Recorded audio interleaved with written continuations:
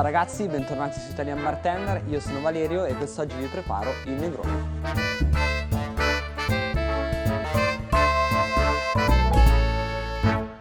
Per prima cosa, per preparare questo drink che quest'anno compie 100 anni, andiamo a raffreddare il nostro bicchiere old fashion con del ghiaccio cristallino. È importante che sia ben freddo, così che gli ingredienti non si diluiscano troppo successivamente. Voilà. Come primo ingrediente, uno dei protagonisti dell'aperitivo, il vermouth, prodotto tipico piemontese, un vino liquoroso, infuso con erbe, droghe e spezie, addizionato di alcol e zucchero. Come secondo ingrediente, se il vermouth è il re, questo è il principe dell'aperitivo, il bitter. In questo caso è il più classico, cioè il bitter Campari. Infine il terzo ingrediente, che si differenzia appunto nel drink rispetto all'americano, il gin al posto del seltz.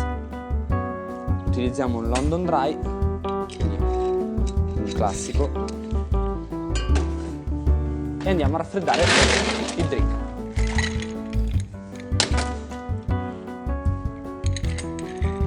È importante amalgamare bene gli ingredienti e soprattutto raffreddarli al punto giusto, altrimenti rischieremo di trovarci davanti a un drink non abbastanza freddo e troppo forte.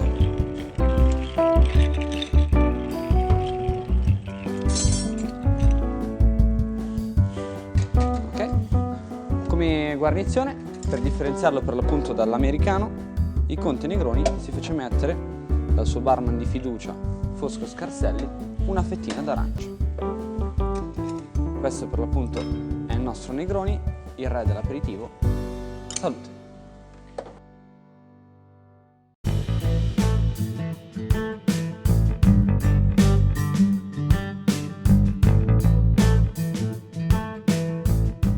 Allora ragazzi, abbiamo visto la preparazione del Negroni, uno dei cocktail che ha reso famosa la miscelazione italiana in tutto il mondo.